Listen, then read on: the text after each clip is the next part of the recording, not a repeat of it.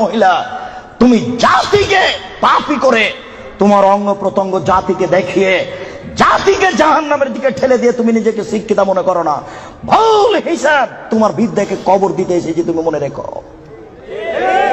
তোমার মুখ দেখলে পাপ হয়, তোমার হাত দেখলে পাপ হয়, তোমার পা দেখলে পাপ হয়, তোমার শরীর দেখলে পাপ হয়, তোমার চুল দেখলে পাপ হয়, তোমার গোটা দেহটাই হচ্ছে অন্যের জন্য পাপের বস্তু।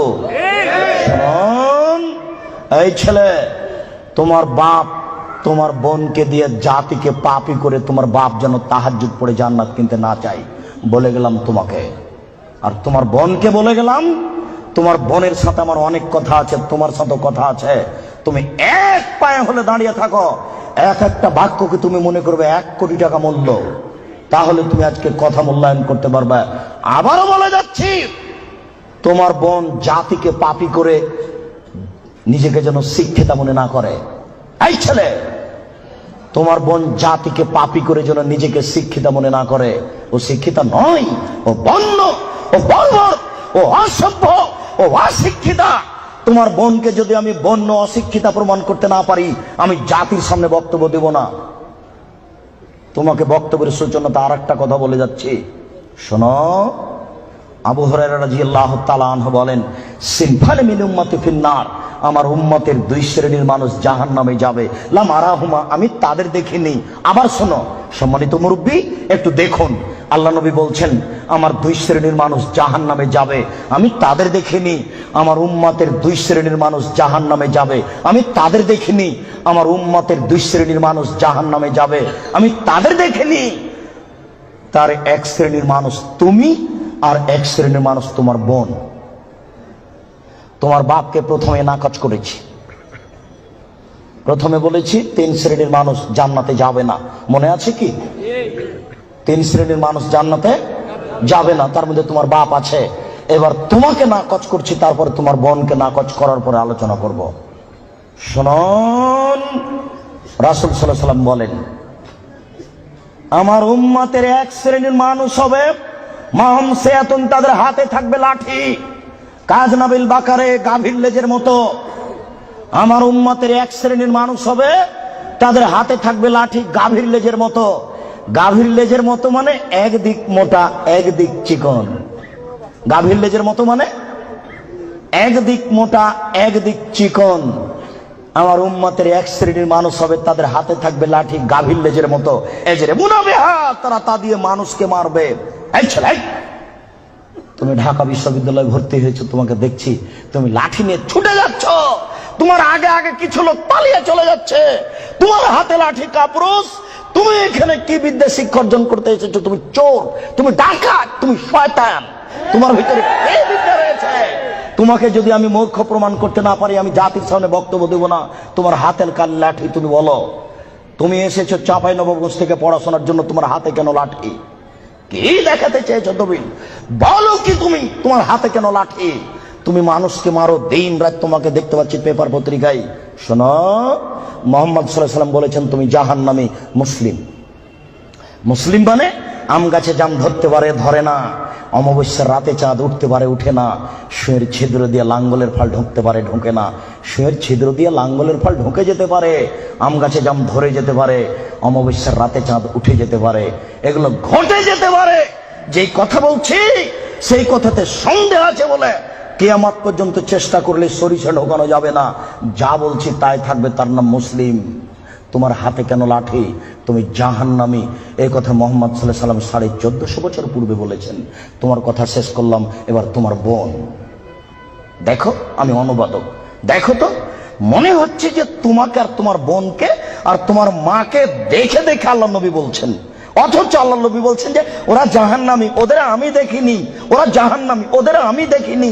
ওরা জাহান্নামী, ওদের আমি দেখিনি।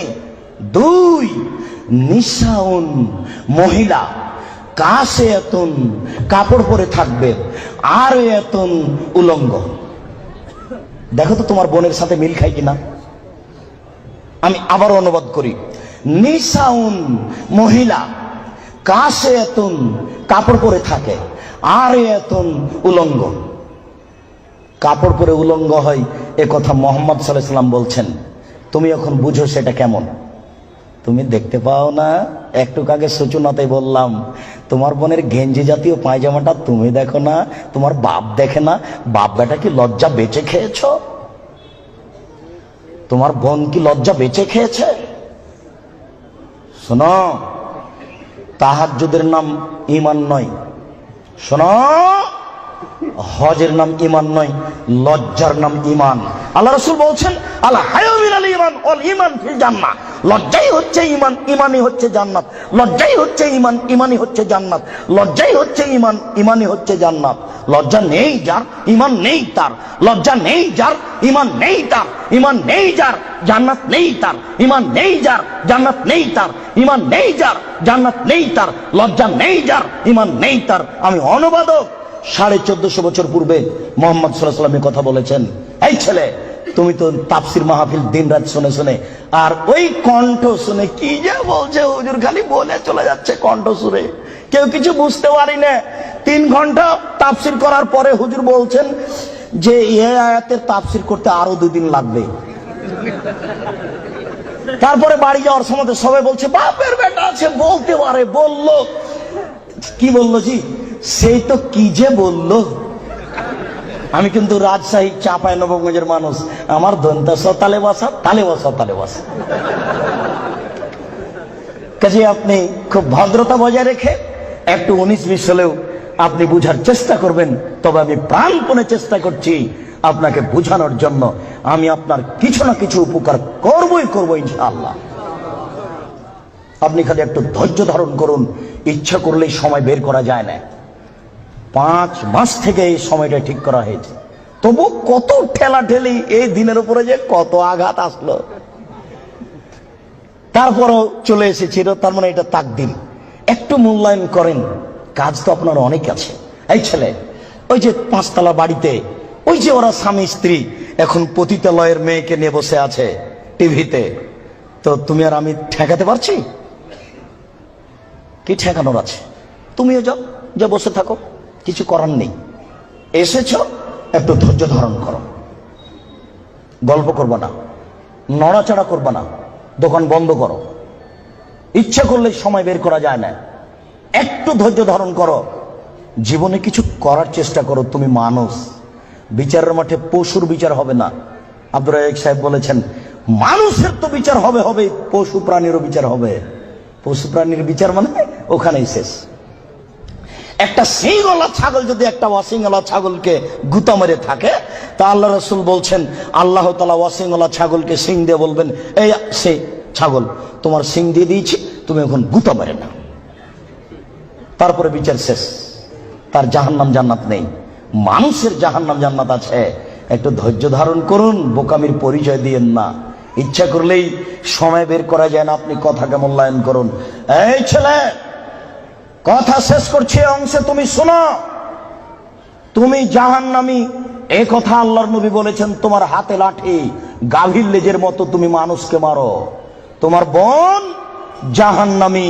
তোমার বোনকে আল্লাহ নবী বলছেন নিসাউন, মহিলা, কাসিয়াতুন, কাপড় পরে থাকে, আরিয়াতুন, উলঙ্গ, মুমিলহাতুন, ওরা পুরুষকে নিজের দিকে আকৃষ্ট করে। ওই যে দেখো তোমার বোন এখনো ওই যে যাচ্ছে, ঠোঁটে লিপস্টিক দেওয়া আছে।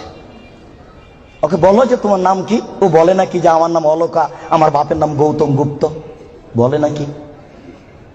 ওকে হিন্দুর মেয়ে? তোমার বাপ কি জবাব দিবে? তোমার বাপকে তাহাজ্জুদ পড়ে জান্নাত কিনতে বলিও কাপুরুষ। ভুল বুঝেছে তোমার বাপ আর তুমি, ভুল সিদ্ধান্ত। তোমার বাপ তাহাজ্জুদ পড়ে জান্নাত পাবে না। তোমাকে বারবার বলে যাচ্ছে, তুমি মনে রেখো। তোমার বোন এখনো ঠোঁটে লিপস্টিক দিয়ে বাজারে ঘুরছে। ঢাকা শহরে এভাবে ঘুরতে হবে কে বলেছে? তুমি ধর্মকে পাগল পেয়েছ। তোমার বাপের তাহাজ্জুদকে তুমি তুলে রাখো, তোমার মায়ের কোরআন তেলাওয়াতকে তুলে রাখো। তোমার বোনের বিদ্যাকে কবর দিতে এসেছে, তুমি মনে রেখো। শোনো, তোমার বোন মানুষকে নিজের দিকে আকৃষ্ট করে। মাইলাতুন, সে নিজেও পুরুষের দিকে আকৃষ্ট হয়। বাড়িতে ছিল, ভালোই ছিল, বাজারে বের হয়েছে বিকাল 3টায়, রাত 9টায় যাবে। হাঁটার সময় কেন জানি কেমন কেমন করে, কেন জানি আনছান আনছান করে।